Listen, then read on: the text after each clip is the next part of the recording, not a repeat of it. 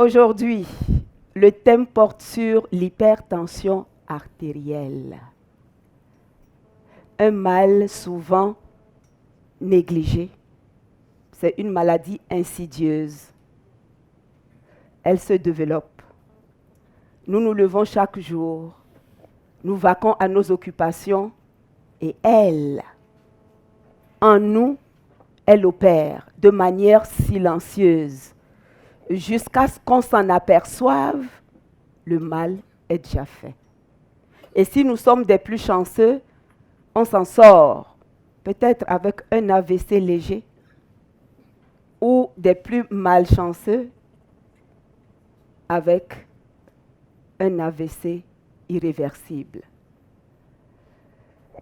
Mais nous qui sommes ici ce matin, nous ne pouvons que bénir le nom de notre Père, parce que même si cette maladie est latente en nous, nous n'avons pas encore atteint l'irréversible. Que gloire soit rendue à son Saint-Nom. Alors, qu'est-ce que c'est que l'hypertension artérielle? C'est une maladie qu'on compte parmi les maladies de civilisation. C'est une affection du système cardiovasculaire qui se traduit par la pression sanguine élevée, anormalement élevée par rapport à la normale. Lorsqu'on va consulter un médecin, il prend son tensiomètre, il jauge et il nous dit, vous avez une tension égale à, par rapport à la norme qui doit être de 120 sur 80. 120 systolique sur 80, oui, sur 80. Et l'hypertension artérielle, comme vous pourrez le lire, je dis qu'elle est multifactorielle et on va le voir tantôt, multifactorielle, qui peut être sévère, accompagnée de signes graves ou pas, ou elle peut être également aiguë ou chronique, dépendamment du moment où on la décèle et quand on la prend en charge. Et vous le verrez plus tard, je recommande qu'on soit vigilant, que nous veillons sur nous et que nous prenions régulièrement notre tension. En temps et lieu, je vous dirai ce que nous devons faire.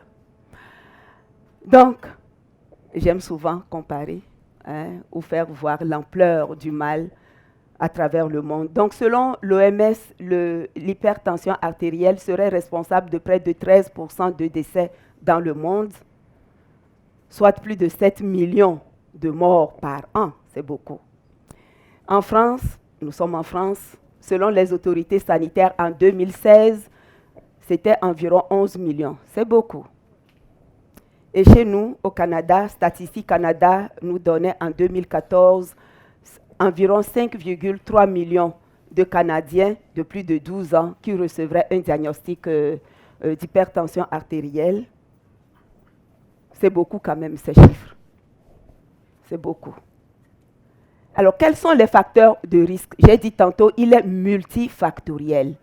Et si vous avez prêté attention à mes présentations, lorsque je parle des facteurs de risque, il y a souvent, je les oppose en deux, les facteurs sur lesquels nous avons un pouvoir d'action, c'est-à-dire les facteurs modifiables. Et ça dépend de notre volonté. Si nous voulons, nous sommes capables de les modifier. Et des facteurs qu'on ne peut pas modifier ou qu'on peut légèrement modifier. Ça ne dépend pas de nous. Lorsque nous prenons l'hérédité, ça ne vient pas de nous. C'est quelque chose que j'hérite de mes parents. Ma marge d'action, elle est réduite. Cependant, je dis souvent, le pistolet, il est chargé, mais c'est à moi de tirer sur la gâchette ou pas. Donc, nous allons examiner l'hypertension artérielle sous l'angle des facteurs modifiables parce que nous avons le pouvoir d'agir. Et parmi ces facteurs, vous voyez, je vais vous le nommer très rapidement, nous avons le diabète, la carence en potassium. Ça fait partie des éléments sur lesquels je vais m'appesantir. La sédentarité, l'alcool, l'hypercholestérémie, le surpoids, l'obésité, ce sont tous des facteurs sur lesquels nous pouvons jouer. Je peux, si je suis en embonpoint et que je sais que mon embonpoint favorise l'hypertension, je peux prendre des dispositions pour perdre de poids. Si je suis sédentaire, je peux décider d'être plus active que je le suis. Trop de sel, on va en parler, et le déséquilibre alimentaire. Donc, je vais m'appesantir sur une alimentation déséquilibrée. Et là-dedans, je vais jouer sur deux fronts, le sel et le potassium. Nous, les naturopathes, même les médecins le reconnaissent, il est scientifiquement prouvé qu'en nous, il faut qu'il y ait un équilibre entre le sodium et le potassium. Lorsque ces deux oligo-éléments sont débalancés, il y a risque. On va le comprendre tantôt. Pourquoi cela arrive? Mais d'abord, comprenons ce que c'est que le sel. J'ai dit tantôt que je vais jouer sur deux tableaux. Le sel, le potassium, qui s'inscrit dans une alimentation déséquilibrée. C'est toujours l'alimentation. Parce que nous sommes faits de deux. Nos cellules se nourrissent de deux choses, l'oxygène et les nutriments. Les nutriments qui nous viennent d'où? Des aliments. Et les toxines exogènes nous viennent à 90% de notre alimentation. Donc, c'est fondamental. Donc, qu'est-ce que c'est que le sel? C'est un minéral, mais qui renferme deux. On a le sodium à 40% et le chlorure à 60%. Et à quoi sert le sel? Il est nécessaire au bon fonctionnement de l'organisme. Lorsque nous sommes en manque de sel, c'est un problème. Lorsque nous sommes en excès de sel également, c'est un problème. Le tout, c'est de savoir équilibrer. N'oublions pas que nous sommes faits de la terre et nous sommes constitués des minéraux provenant de la terre, dont le sel. Alors, le sel, il est bon pour quoi? Le sel, il est bon pour satisfaire nos besoins en sodium. Je l'ai dit tantôt, lorsque nous sommes en manque, c'est un problème. Lorsque nous en avons trop également, c'est un autre problème. Donc, pour satisfaire nos besoins en sodium, équilibrer les liquides et le maintien de la pression artérielle, on va le voir également, en quoi le sel équilibre les liquides intercellulaires. Il sert à donner le goût, il favorise la digestion, il sert de produit de conservation également, parce que dans le vieux temps, quand on n'avait pas de réfrigérateur, on salait les choses. Cependant, le sel, il n'a pas que des avantages. J'ai dit tantôt, un excès de sel a des conséquences graves sur notre santé. Qu'est-ce que ça peut occasionner? La rétention d'eau. Vous pourrez le constater, les gens qui ont un excès, hypertension arrivée, rendu à un moment donné, là, on a les pieds qui s'enflent, des œdèmes, la rétention d'eau, excès de sel.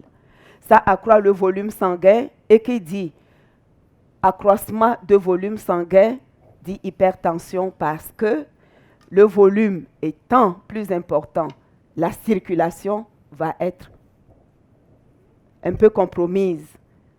Et lorsque nous avons nos artères obstruées par le gras saturé, dont j'ai tellement parlé, le gras saturé, le cholestérol qui obstrue nos artères, évidemment, lorsque le cœur, ce muscle-là, du ventricule gauche va boum, lancer la pression jusqu'à ce que, pour que le sang sorte, ça sort, mais pour passer à travers les artères ayant été bouchées ou obstruées, évidemment, la pression va s'élever parce que la circulation n'est pas fluide. Et où se cache le sel? C'est très important de savoir où se cache le sel. Habituellement, dans les aliments transformés, dans à la cuisson, dans la cuisine, on ajoute. Et malheureusement, quand on est à table, nous avons notre salier. Et c'est ce réflexe, on rajoute toujours. Est-ce que ça nous fait du bien? Nous allons nous appesantir un tout petit peu sur le sel caché dans l'alimentation. N'oublions pas que les produits raffinés, je l'avais déjà dit, j'en avais déjà parlé dans ma première présentation, les produits raffinés, il n'y a rien de bon. Mais malheureusement, nous les aimons tellement que tout ce qui est néfaste dans ces produits, malheureusement, ça se retrouve dans notre organisme. Donc, environ 77% des produits venant de l'alimentation transformée sont hyper salés. On va les voir généralement dans les sauces, les conserves, dans les aliments que nous achetons, les plats tout préparés. Ce que nous mangeons dans les restaurants, les plats préparés, ce que nous mangeons dans les restaurants, les viandes transformées, c'est les jambons, les hot dogs, ainsi de suite. Ils sont malheureusement hyper salés. J'ai parlé des soupes, les vinaigrettes commerciales, les sauces, tout ce que nous achetons. La tomate, vous achetez, c'est salé, tout est salé, sucré. Sucré, salé. Juste, nous sommes rendus au point où nos goûts, nos papilles ont été dénaturés. Quand ce n'est pas salé, il faut que ça soit sucré. Sucré, salé. Mais trop de sucre, problème. Trop de sel, problème également. Donc, les collations salées, les croustilles que nous aimons, les rehausseurs de goût, les sauces que nous achetons pour faire nos vinaigrettes, je ne sais pas si, oui, les vinaigrettes commerciales, même les sauces que nous achetons. Hier, j'ai échappé par mégarde, j'ai dit sauce soya. Et j'ai vu la salle trembler un tout petit peu là. Dans sauce soya aussi, oui, je ne vous apprends rien. Quand vous allez en épicerie, vous avez 2 genres de sauce soya. On vous dira sodium tel et moins de sodium. Même quand on vous dit moins de sodium, il est trop salé. Il est trop salé. Alors, tantôt j'ai parlé des 77% d'excès de sel qu'on retrouve dans les aliments transformés ou pré-cuisinés. Nous avons 12% qu'on retrouve tout naturellement dans les aliments que nous mangeons. Savez-vous que les légumes sont salés? Est-ce que quelqu'un doute de cela? Croquer un bout de céleri, il goûte quoi? Donc, tout naturellement, nous avons le sel dans les végétaux. En principe, si nous faisons attention à notre santé, les végétaux, on les mangerait sans ajout de sel. Et ils s'assimileraient normalement pour répondre à notre besoin en sodium. C'est notre Père qui l'a créé pour nous. Et tout ce qu'il a fait est bien pour nous. Donc, 11% de sel surutilisé, ça c'est du sur, de l'excès. 6% sel ajouté à la cuisson et 5% lorsque nous sommes à table. Ce 11% en principe, il n'a pas sa raison d'être. Il n'a vraiment pas sa raison d'être. Je vous l'avais annoncé que j'ai marqué une pause sur le cube magie. Et pourquoi? Je suis originaire de l'Afrique occidentale. Chez moi, au Togo, les hommes et les femmes sont rendus addicts. Quand le mari goûte le repas et que ça ne goûte pas le cube, madame ne sait pas cuisiner. C'est la vérité que je vous dis. Madame ne sait pas cuisiner. Ça prend nécessairement du cube. Vous allez dans les restaurants, les gens mangent. Ça ne goûte pas cube, ce n'est pas un bon restaurant. Dans les années 80, il y a eu une flambée d'hypertension, de diabète, beaucoup de cas d'AVC. C'est lié là. L'AVC est relié à l'hypertension. Et pourquoi? Parce qu'on venait faire la promotion du cube magie dans mon pays et tout le monde... Ah, il y a quelqu'un qui appuie.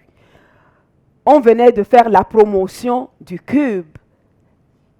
Et toutes les ménagères, tu cuisines sans cube, tu n'es pas une bonne cuisinière. Donc, le cube excès à l'excès, bon, évidemment, l'hypertension.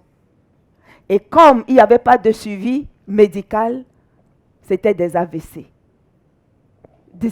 Des AVC. Même aujourd'hui, ça n'a pas pour autant baissé. Malheureux. Donc, cet exauceur de goût ou ce condiment très prisé en Afrique, dans les Caraïbes, je ne savais pas que j'allais me retrouver devant mes frères et sœurs en si grand nombre. Mais dès le premier jour, j'avais eu cette réponse que non, on ne l'utilise pas. Je vous en félicite et je vous encourage. Ne retournez pas en arrière. Plus de ça dans vos cuisines. Donc, en Afrique, dans les Caraïbes, en Inde, au Moyen-Orient, le cube est très, très prisé. Il est très prisé. Mais est-ce qu'il est bon? On va regarder ses constituants. De quoi il est fait et vous en jugerez vous-même. Donc, les ingrédients, aussi bien que le processus de cristallisation. Je vais parler du processus de cristallisation en même temps. Le processus de cristallisation consiste à prendre le liquide et le transformer en dur, le durcir et le ramener en morceaux comme nous le connaissons. Habituellement, ses origines, ça vient de la Chine. Donc, c'est loin. Il faut qu'on le conserve de telle manière que sa durée de vie, 2 ans, voire même 3 ans. Et dans ce processus de cristallisation, c'est des produits chimiques qui sont utilisés, des produits chimiques. Et qui dit produits chimiques, on l'a déjà vu. Perturbateurs endocriniens. Qu'on y met pour pouvoir rendre le liquide en solide, afin que ça dure. Maintenant, quand ça arrive dans nos assiettes, on va voir qu'est-ce qu'il y a à l'intérieur. Ça, c'est le liquide au solide. C'est le processus de cristallisation gorgé de produits chimiques. Et à l'intérieur, le liquide qu'on a fabriqué avant de le cristalliser, qu'est-ce qu'on y a mis? On a mis du glutamate monosodium, neurotoxique. À l'intérieur, d'abord, les éléments constitutifs dépassent 5. J'allais oublier cet aspect. Frères et sœurs, lorsque vous allez faire votre épicerie et que vous prenez les plats cuisinés, tous les produits, prenez le temps de lire les étiquettes. Prenez le temps de regarder les éléments constitutifs. Pour quelqu'un qui prend soin de lui, de sa santé, recherchez les produits naturels. Et en ce qui concerne l'alimentation, nous disons jusqu'à 5 produits, ça peut passer. Mais quand ça dépasse, les constitutions dépassent 5, et pour ce qui concerne le cube magie, je l'ai vérifié, c'est jusqu'à 12. Les 7 autres, on a les additifs, vous voyez tous ces allez les chercher. Cancérigènes, perturbateurs endocriniens. Ensuite, c'est fait à base d'huile végétale hydrogénée, des huiles saturées. Nous parlons de l'hypertension, ce n'est pas surprenant, parce que c'est ce gras qui va obstruer nos artères et qui va empêcher la bonne circulation sanguine. Donc, rien que dans un morceau de cube magie qui va me donner ce bon goût, j'ai quoi? Neurotoxique, cancer, cholestérol. Oui, les conséquences, c'est l'AVC plus tard. Et ceci, on va en consommer à chaque jour. Chaque jour que Dieu fait, jusqu'à ce que le mal nous rattrape. En plus de cela, il y a le seul iodé qui dépasse la norme. Morceau de cube, on a jusqu'à 68 grammes, alors que nos besoins journaliers, vous voyez, 1,25. Alors, ce n'est pas la seule chose que nous allons consommer dans la journée. J'ai parlé tantôt des produits transformés, les croustilles, gauche-droite, hein, et tous les autres aliments que nous allons prendre hyper salés. J'ai déjà parlé du processus de cristallisation. Alors, ma recommandation, je ferme cette parenthèse, elle a été un peu grande quand même, mais ça me tenait à cœur de le partager avec vous. Alors, ma recommandation pour les frères et sœurs, si vous voulez donner du goût à vos mets santé, nous avons pas mal d'épices. Des épices qui sont également des alicaments. Parce qu'en rehaussant le goût de nos plats, ils nous donnent des éléments pour combattre la maladie ou pour nous maintenir en santé. J'ai déjà parlé de l'ail, de l'oignon, le persil, le basilic, le romarin. Ils regorgent de beaucoup de minéraux et d'oligo-éléments pour notre santé. J'ai oublié le curcuma. Antioxydant, anti-inflammatoire, antiseptique. Alors tout ça, ça va rehausser le goût de nos plats et ça nous donne de bonnes choses pour la santé. Là, je vais parler du potassium parce que tantôt, j'ai dit parmi les facteurs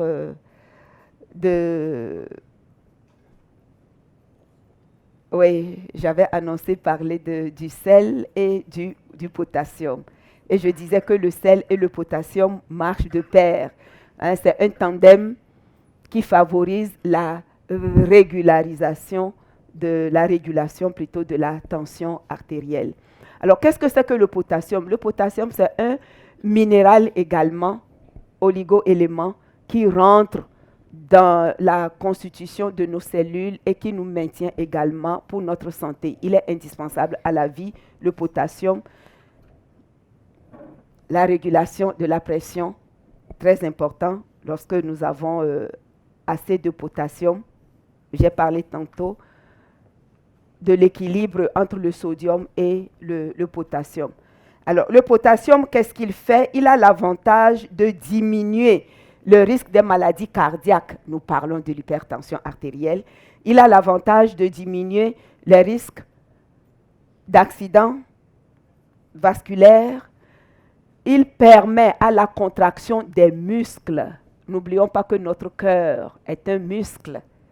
Et pour que les muscles se contractent bien, qu'ils fonctionnent convenablement, ça prend du potassium. Il favorise le bon fonctionnement de nos reins, des glandes surrénales et il permet à la contraction des muscles. Là, je vous ai mis un dessin. Alors, je dis, faites le plein de votre potassium. Et vous voyez, il n'y a rien d'animal là-dedans. Ce n'est que les végétaux. Et l'avantage des végétaux, c'est qu'ils sont alcalins.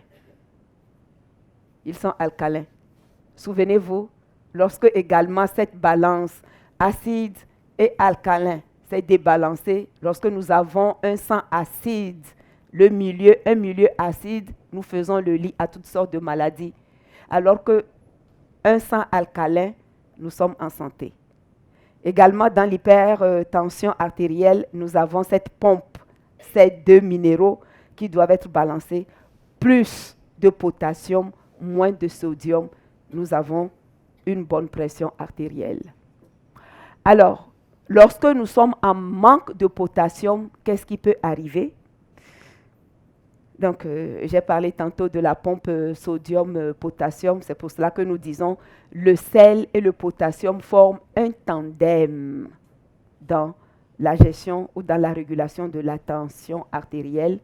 Et le défi quotidien, comme je l'ai dit, nous devons chercher à équilibrer nos consommations. Mais nous recommandons plus de potassium que de sodium. Et où est-ce qu'on trouve le sodium? Dans les végétaux. Qu'est-ce que j'ai dit? Potassium, merci. Non, on trouve le potassium dans les végétaux. Ça a été un lapsus.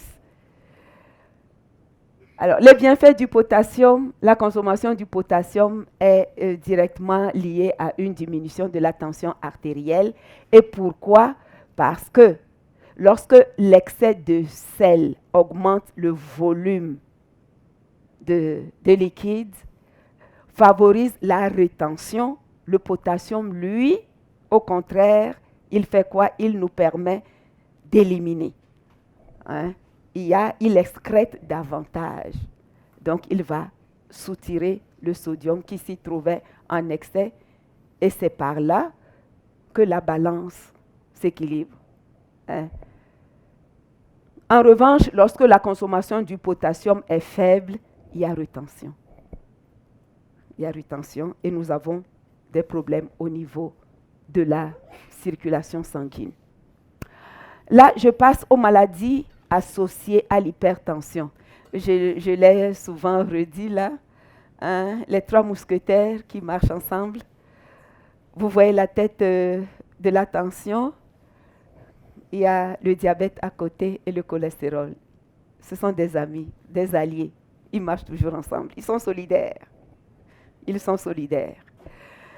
Donc, qu'est-ce que ça donne? Nous avons le diabète de type 2 qui n'est pas loin. Je ne vais pas m'appesantir là-dessus. C'est une des conséquences. Et pourquoi le sucre, le gras en bon point, diabète de type 2, obésité, diabète de type 2. Et qu'est-ce qui provoque l'embonpoint et l'obésité? On en a déjà parlé. C'est le gras saturé, c'est le sucre blanc, les produits raffinés. Et on en arrive là. J'avais déjà décrit le processus. Lorsque nous mangeons des produits sucrés, pic de glycémie, pancréas à contribution, ça se balance, l'organisme redemande, on prend. Et nous disons dans notre jargon, le sucre appelle le sucre. Le sucre appelle le sucre. Lorsque l'insuline va le compenser, automatiquement l'organisme le réclame. Et ça va, la tendance, ce n'est pas de chercher quelque chose qui ne sera pas sucré, mais la tendance est d'aller vers le sucre. Donc, et ça remonte. Ce yo-yo, glycémie, insuline, à un moment donné, le pancréas est fatigué. Il n'est plus en mesure de sécréter l'insuline. On retrouve maintenant un excès de sucre. Excès de sucre qui va se transformer en gras, malheureusement. Ça conduit au diabète de type 2. Le dessin que vous voyez, c'est à proscrire. C'est à proscrire. Ensuite, après le diabète, nous avons le cholestérol. Et il est prouvé par des études épidémiologiques qu'environ 40% des personnes souffrant d'hypertension artérielle ont un taux de cholestérol supérieur à la normale. Mais le cholestérol est-il bon ou mauvais? Tout dépend. Je suis très heureuse. Au moins, vous savez ce que c'est. Mais malheureusement, il est tellement décrié, hein, le cholestérol. On en a besoin. On en a besoin pour le bon fonctionnement, on va le voir. Alors, le cholestérol, il y a le haut et le bas, le high density lipoprotéine, qui est le bon.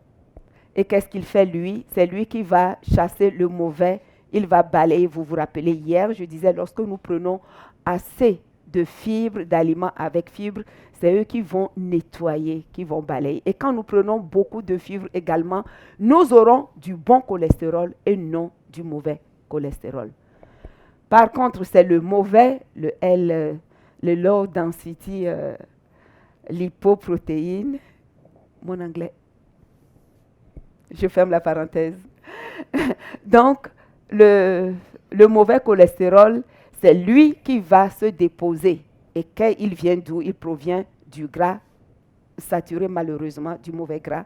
Donc, il va obstruer nos artères et il va altérer également nos artères, les artères altérées ou obstruées, difficulté de circulation sanguine, hypertension, avec pour conséquence les maladies cardiovasculaires, va engendrer les maladies, les AVC.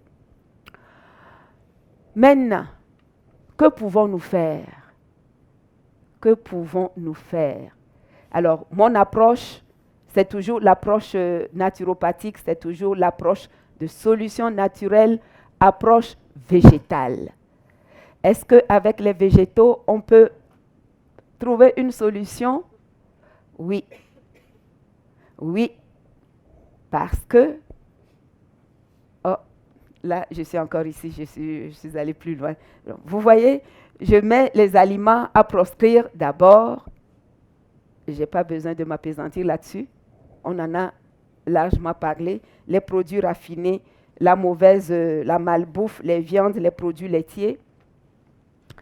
Les gras saturés, qui sont comment? Ils sont saturés, ils sont pro-inflammatoires. Hier, j'en avais fait une petite allusion en disant que lorsque nous consommons les huiles végétales que nous avons en épicerie, ces huiles renferment beaucoup d'oméga 6 et les oméga 6 sont pro-inflammatoires. Alors, comment reconnaître une bonne huile?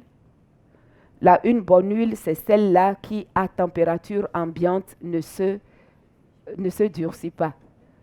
Mais lorsque vous déposez une huile à température ambiante qui se durcit, le beurre de karité, l'huile de noix l'huile de coco, oui. Mais cependant, l'huile de coco a ce mérite que c'est la seule huile qui ne vire pas à 100 degrés.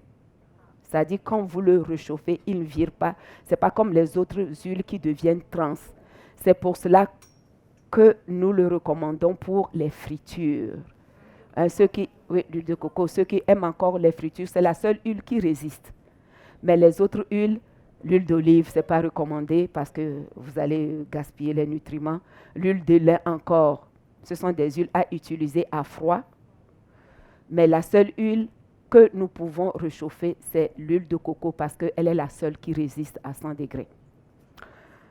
Mais les autres huiles, à proscrire, elles regorgent d'oméga 6. Malheureusement, c'est ce que nous utilisons. Et il est constaté, c'est scientifiquement prouvé que nous tous, nous avons un débalancement au niveau de nos huiles. Il y a un débalancement entre les oméga 3 et les oméga 6. Tellement nous consommons de plats cuisinés à l'extérieur, nous mangeons dans les restaurants parce que ce qu'on utilise là, c'est des huiles végétales avec beaucoup d'oméga 6. Et les oméga 6 sont pro-inflammatoires.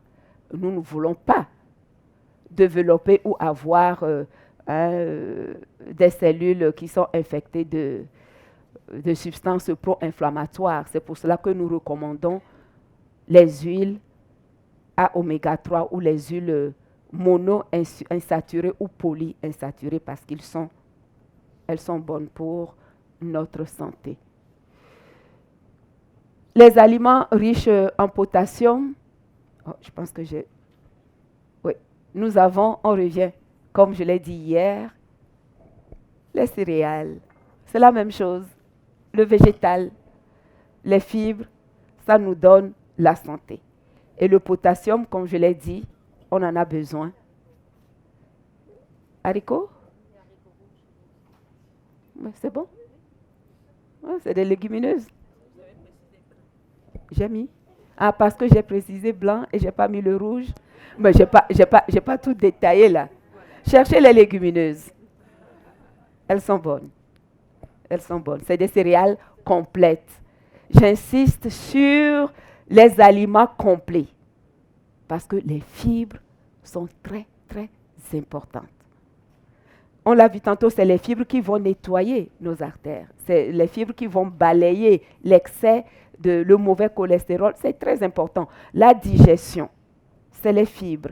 Ils vont, comment dirais-je, parer nos parois intestinales contre la porosité intestinale. Et nos bonnes bactéries se nourrissent de fibres.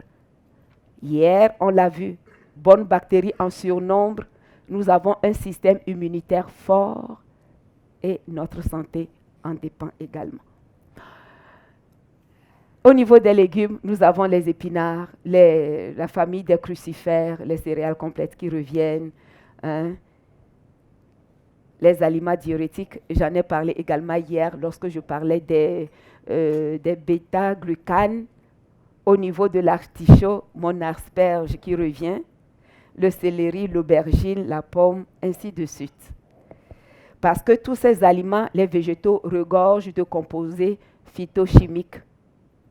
Lorsque nous les consommons, ils viennent renforcer notre système immunitaire. Là, je me suis permise de vous faire la liste de quelques aliments, céréales et légumes dans lesquels on peut trouver le potassium. Les lentilles, 100 grammes de lentilles vont nous donner 810 mg de potassium, la date séchée, les épinards, ainsi de suite. La liste, elle est plus longue que ça, mais j'ai pris les hauts de tête. Donc, un régime qui est faible en sel.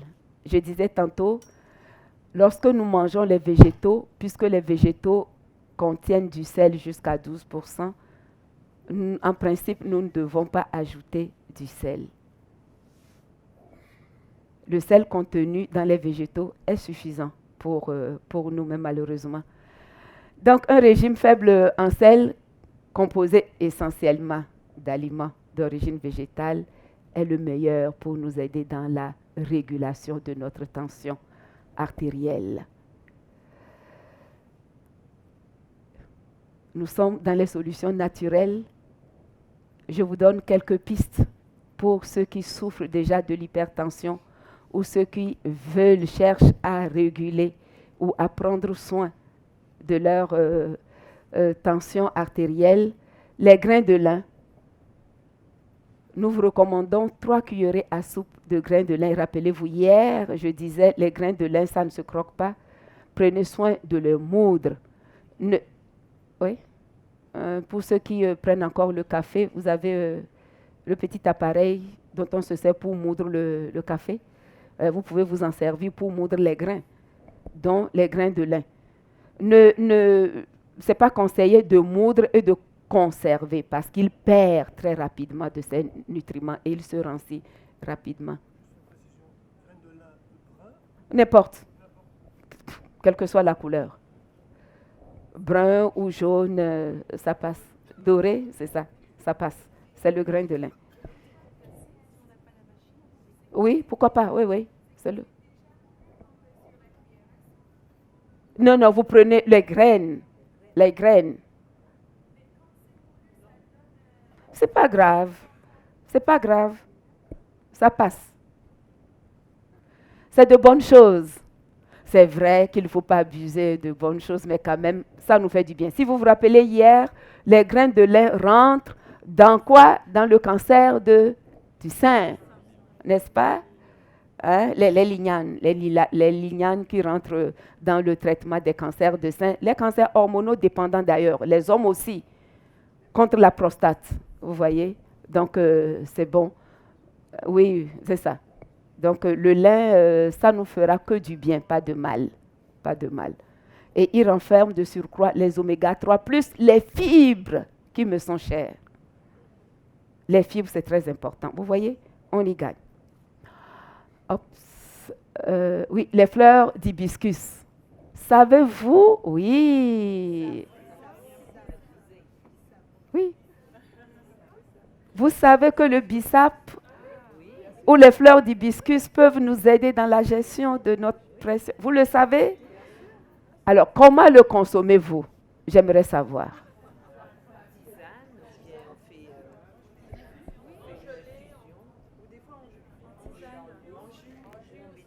Je voudrais savoir. Jus, là, qu'est-ce que ça veut dire, jus?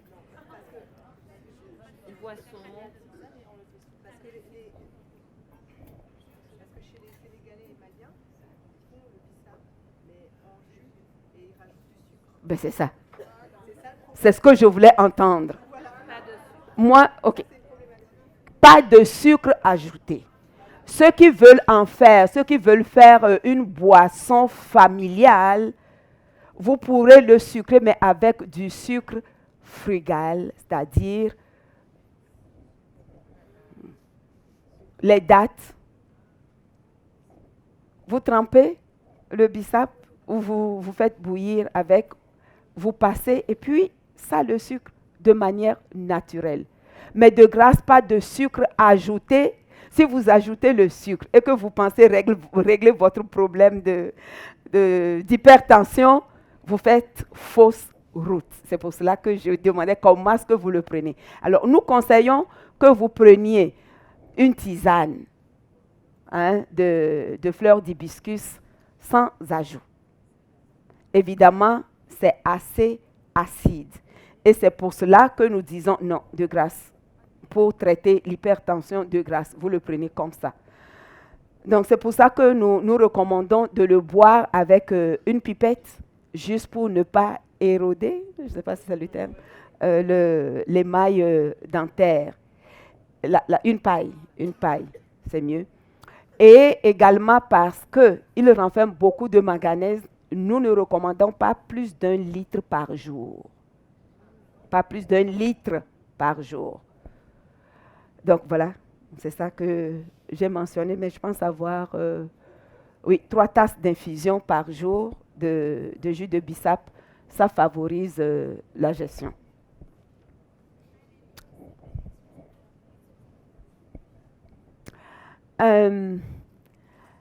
Donc là, oui, j'avance. Oui, à cause de l'acidité, donc j'en ai parlé tantôt. Là, une autre solution pour vous aider à gérer votre pression artérielle, nous vous recommandons des vasodilatateurs. Vasodilatateurs, c'est quoi? Ce sont des aliments, lorsque vous les prenez, qu'est-ce qu'ils font? Ils vont dilater les artères. Et ça permet une circulation fluide du sang. Et parmi ces vasodilatateurs, nous avons l'ail. Et hier, je vous disais l'ail cru. Cependant, c'est quand il est écrasé qu'il libère ses effets. Donc, de l'ail et de la betterave. Le jus de betterave, il est très excellent. Il est très excellent. Vous pourrez l'essayer. Alors, en conclusion, je dis, la pression artérielle, c'est quelque chose que nous pouvons très facilement ignorer. Parce que par négligence, on oublie. Aller prendre sa tension, ce n'est pas important. Jusqu'au jour où les conséquences se manifestent. Mais hélas, je recommande à vous tous de connaître votre pression artérielle. C'est très important. Parce que quelquefois, il m'est arrivé, je suis allée chez mon médecin, interrogez-vous, vous consultez les médecins, je le fais une fois en passant. Il prend ma tension, il dit, Madame Combat, votre pression. Je dis, non, ça, ce n'est pas ma pression. Je connais ma pression. Il reprend une deuxième fois, élevé. Je dis, non, ce n'est pas ma pression. Il dit, si. Je dis, non, ce n'est pas ma pression. Oui, je connais ma pression. Donc, il me met dans un isoloir et il fait ses tests pendant 1 heure de temps, 6 fois. Et il fait le calcul. Je dis, ça, c'est ma pression. Donc, c'est important de savoir sa pression. Parce que ce qui arrive lorsque nous allons dans le cabinet du médecin, ils n'ont pas assez de temps. La première prise, les chiffres qui sortent, ils vous disent que c'est ça. Pourtant, ce chiffre peut avoir été conditionné par, soit vous avez couru, le stress, vous arrivez, pas de repos, on vous prend. Donc, connaissez votre tension. Lorsqu'on vous dira, vous pourrez refuter ou admettre les chiffres qui vous seront donnés. Alors, je dis, si vous consultez et que le médecin vous dit, vous avez une pression élevée, vous faites partie du milliard d'individus pour qui on a diagnostiqué l'hypertension, mais ce n'est pas la fin. Ce n'est pas la fin. N'oubliez pas que vous avez la possibilité d'actionner sur la gâchette ou pas. La bonne nouvelle, c'est que vous n'êtes pas obligé ou bien de faire partie du million des victimes de l'hypertension artérielle parce que vous avez le pouvoir entre vos mains. Ma recommandation, mangez, vivez sainement, bougez et vous serez surpris des résultats avec l'aide de Dieu. Et très rapidement, mes 4 présentations, si vous avez prêté attention, j'ai mis beaucoup d'emphase sur l'alimentation parce que l'alimentation est la porte d'entrée de toutes les toxines. Nous sommes faits de nutriments et d'oxygène. C'est très important de faire attention. Et j'ai également insisté sur le respect des facteurs naturels de santé. C'est très important parce que nous avons en nous une réaction innée qui permet à notre organisme de se mettre en branle dès lors que les facteurs naturels de santé sont respectés, pour nous guérir de nos maux, tous les maux dont nous avons vu, les maux relevant de notre mode de vie et de notre style de vie. Donc, nous avons la possibilité, dès lors que nous donnons à notre organisme, cette réaction innée nous permettra d'être en santé. Je vais le répéter et le redire, notre santé est entre nos mains. Si nous optons pour les bonnes habitudes, pas de problème, nous serons en santé. Mais si nous optons pour les mauvaises habitudes, nous mettons la main sur le gâchis et les conséquences peuvent être irréversibles. Pour ma part, c'est vrai qu'en début d'année, nous sommes à la fin de l'année, en début d'année, les gens vont faire des vœux. Je vais maigrir, je vais être en santé, je lutte contre telle addiction. Mais habituellement, nos vœux ne vont pas loin, ce sont que des vœux pieux. Tout simplement parce que nous sommes des humains, nous n'avons pas le pouvoir d'agir. Mais celui-là seul qui a le pouvoir et le faire et qui peut nous l'accorder afin que nous remportions des victoires. Mon vœu pour vous, c'est de pouvoir vous tourner vers celui-là afin qu'il nous donne cette capacité. Il nous dit, sans moi, vous ne pouvez rien. Vous ne pouvez rien. La génétique est là. Mais nous avons le choix de laisser la génétique prendre le dessus ou de réduire et d'inverser les maladies qui sont latentes en nous. Avec l'aide de Dieu, c'est mon vœu qu'il nous donne ce pouvoir et le faire selon son bon plaisir, afin que nous puissions entretenir ce corps qui ne nous appartient pas, mais qui est le temple de son esprit, qu'il ait du plaisir à cohabiter en nous et que nous aussi nous puissions en retour lui rendre ce qu'il nous a prêté en sacrifice agréable. Que le Seigneur nous bénisse et qu'il nous accorde une bonne santé. Une fois de plus, merci pour votre attention soutenue et je voudrais croire que vous mettriez en pratique tous les conseils que j'ai eu à partager avec vous. Merci encore.